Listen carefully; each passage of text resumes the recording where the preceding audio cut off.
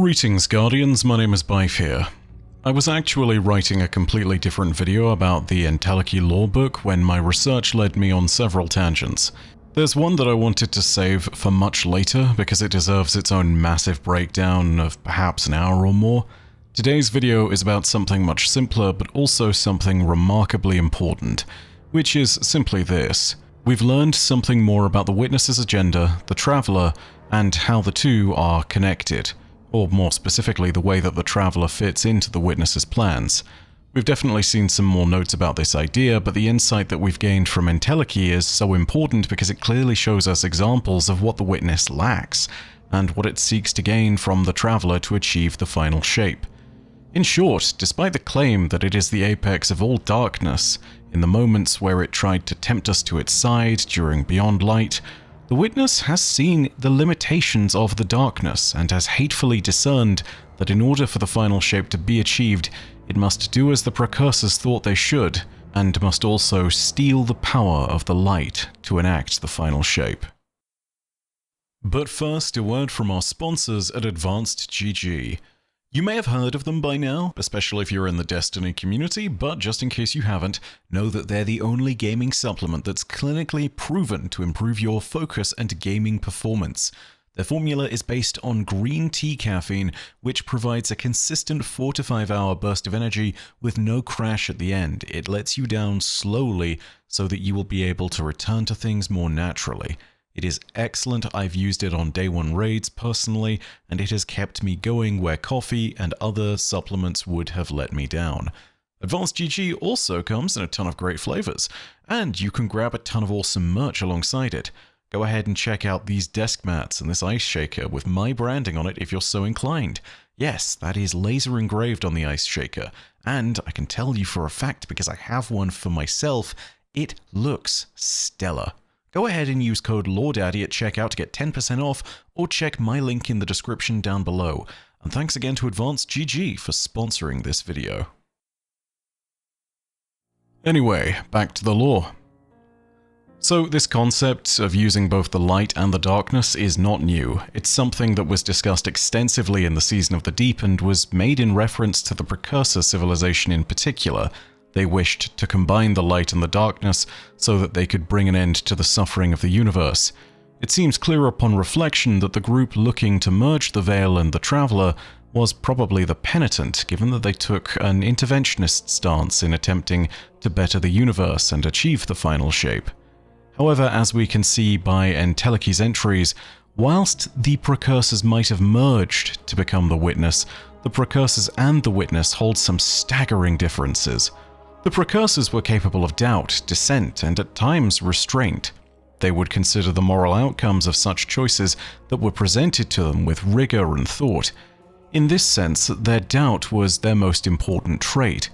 They would consider the moral outcomes of such choices that were presented to them with rigor and thought. In this sense, their doubt was a most important trait amongst their people. If they were going to impose the final shape upon others, they needed to be absolutely certain, certain beyond reason, certain to the point of being beyond the need for faith or proof. The Witness, on the other hand, clearly does not prescribe to this idea, as was stated in HNW's final message to RS, the two Precursors whose logs we find in Entelechy. The thing that they are merging into would have no ability to doubt or dissent. This is also one of the key differences which needs to be explored here. The Precursors, or at least a group of them, arrived at the idea of merging the light and the darkness from the Veil and the Traveler, based on their desire to stop suffering in the universe and make it more perfect for those within it. The Witness sort of follows this idea, but the minutiae and the actual thrust behind this belief lead to incredibly different outcomes. Outcomes so different that if it had followed the Precursor's original vision, we might have found ourselves in a very different situation than having our entire system invaded. The Witness is pursuing the final shape without the same care for those that exist around it. The group of Precursors who attempted to merge the Veil and the Traveler probably believed that they were doing this action for the betterment of all the universe around them. This process was enacted with the potential harm that could be prevented in mind. The Witness, on the other hand, is pursuing the final shape regardless of what others might have to say about the process and how it might affect them. And it has shown that it is willing to do anything from corrupting whole civilizations to destroying entire planets in order to get its way. Simply put, the Precursors saw themselves a little bit like a road sign pointing to the destination. They believed themselves to be leading the universe to the final shape and probably believed that the universe would recognize it as good and follow suit. The Witness, on the other hand, is following the final shape, but is doing so like a great wave, sweeping up all in its path and pushing them inexorably towards the final shape, the place where it will crash upon shores. It does not care if it has to crush those beneath its heel as it marches towards the final shape, regardless of whether it causes more suffering or not in the process. It does not have the ability to doubt, it does not have scruples, and it does not slow down for anything. It is determined to enact the final shape, no matter the cost. The Precursors, on the other hand, believed the final shape should be enacted to prevent further costs to suffering and to the rest of the universe. That position is fundamentally different. On one side, there are scruples. On the other side, there is not. I should also give a brief interlude here just to remind everyone why the light and the darkness were supposedly needed according to the Precursors in order to create the final shape. And to put it bluntly, they are two sides to the same coin, the physical universe and the immaterial universe of one's psyche. So, what the hell does that mean in relation to the final shape? Well, the Precursors had the light for the longest time. They were within the bounty of the Traveler, and they could see life being seeded and created. In time, they too would seed life and would create. But what they lacked was purpose, a belief in something that would allow them to, as a society, move forward and determine their own direction. They found that in the darkness when studying the Veil. They believed that they could merge the two to create the final shape, which to them was a better universe. They would use the darkness and the purpose that they had divined within it, one that would allow them to snip away the suffering of the universe, as well as the creative power of the light to give life to things within the universe and its physical bounds, and together they would achieve harmony. Of course, the Traveler rejected this union, and, as it so happens, fled. Ironically, this led to the creation of a being that had everything that the Precursors didn't. It had no means by which to create life, or to enact the change upon the universe that it wished to in the same manner as had been done before. There was no life-giving energy to the Witness, but it did have purpose, a purpose so sharp that it completely defined the Witness's being, something that overruled it and prevented it from feeling anything even close to doubt.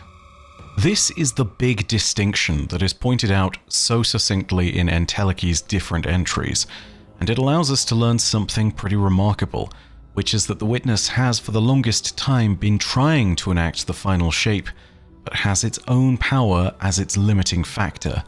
It has only darkness at its disposal, and it is incapable of enacting the final shape for this reason. The Witness knows what the Precursor people knew, at least a limited version of it, which is that for the supposed final shape to take place, both the light and the dark are necessary. Despite seemingly knowing this, the Witness has tried to enact the final shape without the light, and has squarely failed to create what might be deemed perfect life. Perfect images of the final shape, things that would fit into that definition. And in Entelechi, with the words of Mara and Ido in particular, we get some important insights. The Witness knows it needs the light of the Traveler in order to enact the final shape, but more so than this, it is deeply resentful of that fact. It hates that it needs the light. As I said earlier, there is one key entry discussed on this matter that helps reveal this idea, and it's an entry that takes place between Morozov and Sieur Ido at the very end of Entelechi. That said, I want to get to that a little bit later, and I want to give you a few examples of the Witness's imperfect creations to just show how long this has been going on for, and the idea that the Witness has been trying to achieve the final shape, and has created imperfect facsimiles of it with darkness alone, but has never been able to get close to what it truly desires. So, before we jump into anything else, let's examine something that the Witness has created, which is an entity of pure darkness in some respect. Something that you think would actually be within its bounds to create, given that it is only fueled by darkness. I am, of course, talking about the heart of the Black Garden. This creation that it made in combination with the soul-divisive Vex was originally meant to be a copy of the Veil, but it was flawed, as have been all of the creations of the Witness. This unsuccessful copy was seemingly so twisted that it even began to poison the Traveler in a certain way.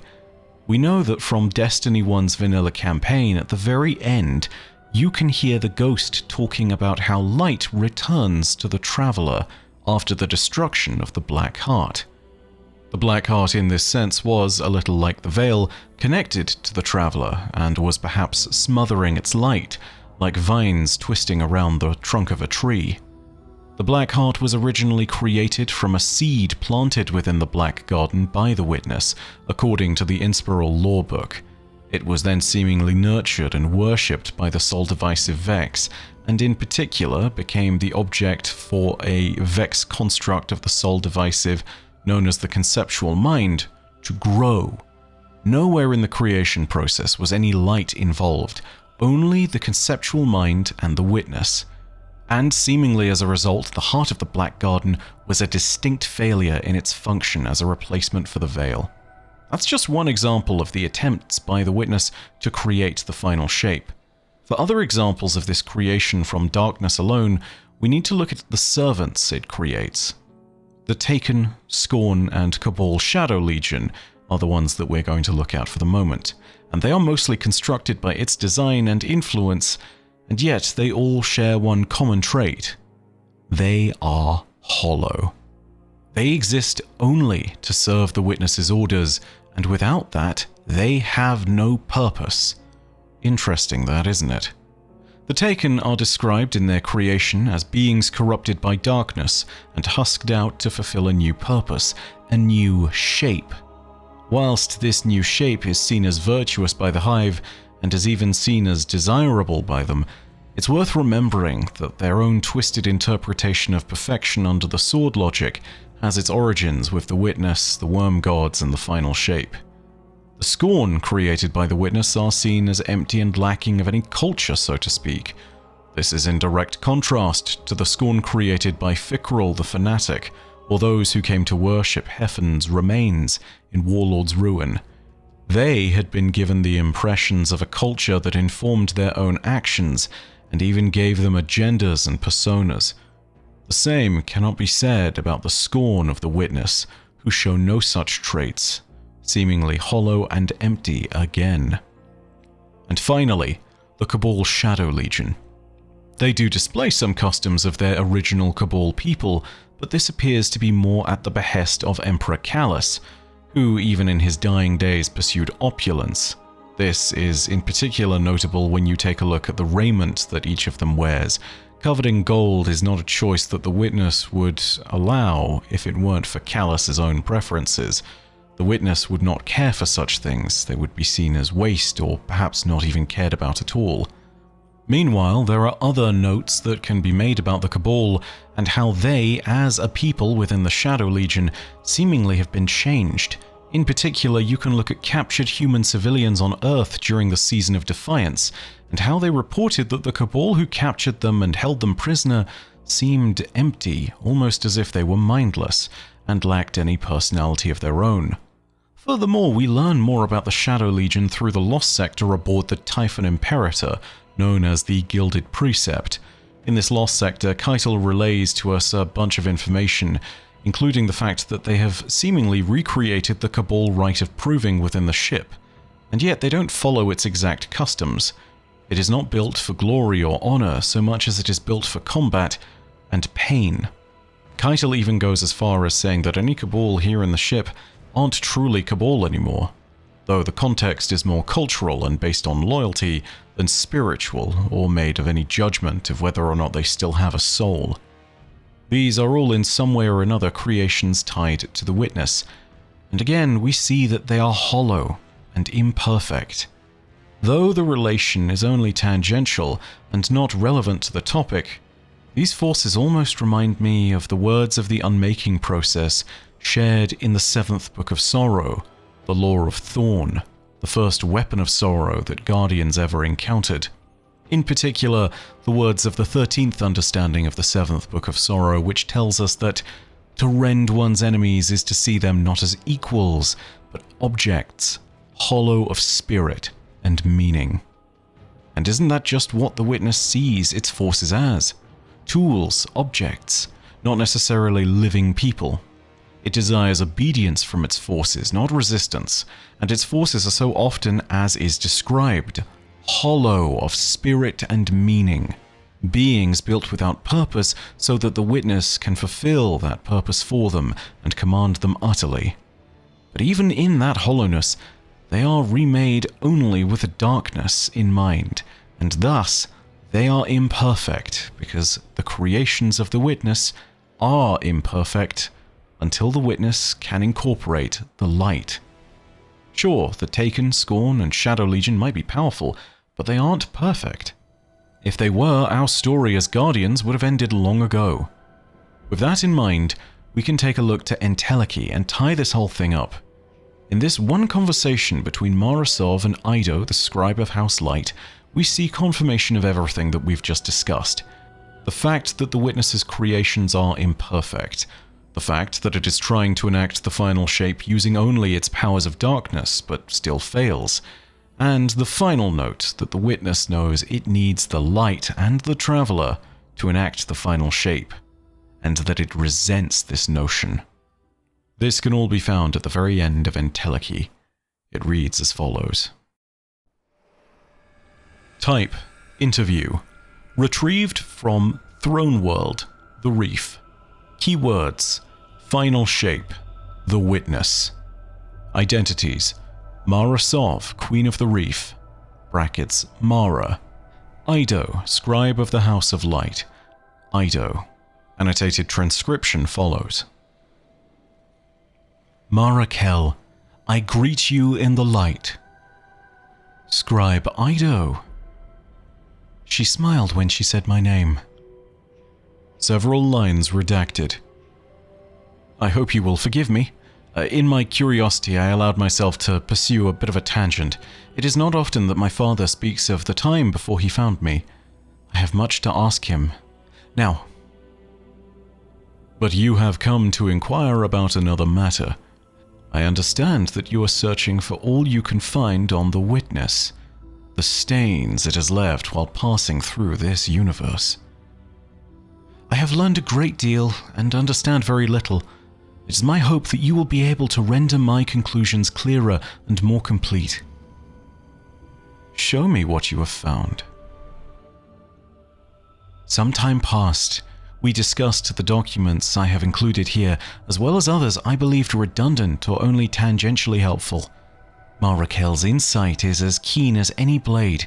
Even in those minutes, my understanding multiplied. At last, she sat back and closed her eyes. I touched the mind of that being, that monster. Only once. I sensed its purpose. Not the purpose itself, but the idea of purpose. The final shape, what it seeks to achieve, with all the tools it has gleaned over the years, this eternal, perfect thing. The language it uses is illuminating. Peak, pinnacle, pyramidion. The broad base of the pyramid, focusing and sharpening as it builds towards its highest point. Self-improvement, or what that being believes to be self-improvement. Here, I began to realize something. Excitement rushed through me like lightning. Dissecting, reassembling, taking, merging, all those things point towards what the witness sees as the final shape. It is not simple destruction, the march of entropy, the ruined garden. It seeks compression, the combination of a chosen past and limitless future into a perfect forever, a state of being that cannot be anything else because It is everything it could be. Taxidermy. She had to explain the practice to me. What strange hobbies Golden Age humans had. The metaphor was quite apt. But it cannot achieve this goal, can it? Not perfectly. What it does, instead, is mutilation. Its tools leave scars on reality, great wounds that do not heal. It may preserve some elements, but it always botches the process. It cannot accomplish what it envisions, its true ideal of the final shape, without the traveler's power. How it must rankle to be forced to rely upon the being it loathes. She smiled without humor. I hope the Guardian is properly grateful for this gift, Scribe Ido. You have shown them more than an opening move. You have laid bare their opponent's guiding principles. I could not help but chirp with pride. I might have felt embarrassed, but Marakel seemed amused. Then, suddenly, serious. Last night, I had a dream. I sat up straight. It began in nothing, neither light nor dark, the absence of both. But in that nothing, I began to perceive an impossible something. Stone hands clutching at the fabric of the sky, a mountain of screaming bone, a crumbling spire choked in kudzu, a great cancerous growth, necrotic tendrils digging into flesh, which was earth.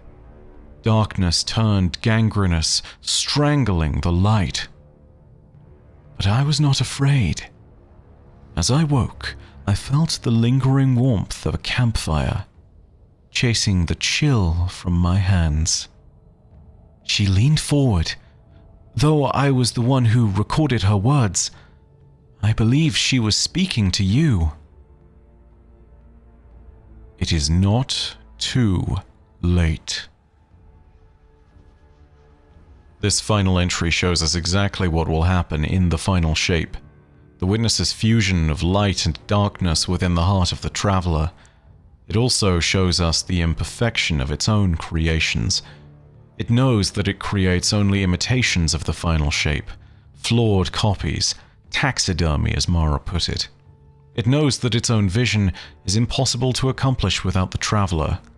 Perhaps this is why it never explained the concept of the final shape to its disciples, because telling them of its goals and the reality of the final shape's true enactment would be both admitting a truth that would destroy its own authority and admitting its own imperfections. If there is one seed that seemingly has tainted both the precursors and the witness, it is hubris. The witness is built fundamentally on a lie. It has needed the traveler for as long as it has existed. And yet, as Mara says, she touched the mind of this being once. The only thing that Mara could detect beyond its purpose was seething hatred. A hatred so deep that it was like an ocean swallowing all that fell into its midst. This is the terrifying truth. We now know at least what it hates, and probably why. Because in its purpose it believes it should be able to accomplish the final shape, perhaps all on its own. And yet, it cannot. It will only ever create imperfect copies. At least, that used to be so. Now, the witness has the traveler's heart in its possession, and it can finally enact the perfect universe that it sees in its vision of the final shape. There will be no beginning and there will be no end. There will be no daybreak and there will be no nightfall. There will only be the final shape. All else will fall away into nothingness, and this supposedly perfect forever will encompass us all, and we will be subsumed in the process. The witness hates the light, but it will still make use of it to accomplish this one last shape. But that's all from me for now. Thank you so much for watching the video. Go ahead and leave your own thoughts down below in the comments section, And if you want to keep up with more Destiny content, go ahead and hit subscribe and the bell next to subscribe to turn on those email notifications. A like on this video would really help. It certainly helps to make sure that the video stays alive in the algorithm and does well. And that means that I can keep putting food on my table and paying my bills. So I greatly appreciate that. But as per usual, know that your viewership, as always, is quite enough for me.